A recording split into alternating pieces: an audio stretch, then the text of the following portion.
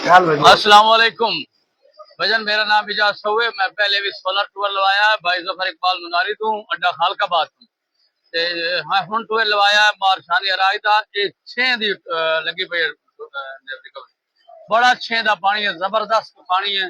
ते भाई जफर और अड्डा खालकाबाद तू जफर मुनारी सोलर ये टूर लेंदे ने, किस्तां ते भी ला के देंदे और रिपेयरिंग का काम भी करते हैं। किसी किस्म का इन्वर्टर होवे इन्वर्टर की रिपेयरिंग भी करते हैं। ते बड़ा अच्छा काम कर रहे हैं और बहुत ही मुनासिब रेट है, बिल्कुल मुनासिब रेट, सोच तो भी कम रेट है जी। बड़ा अच्छा काम करते हैं जी।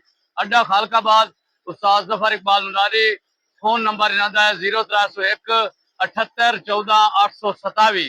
दोबारा सुन लो 0301 78 14 827। अगर किसी किसान भाई ने भी सोलर ट्यूबवेल लवावनी होवे तो उस्ताद जफर नाल राब्ता कर सकते हैं।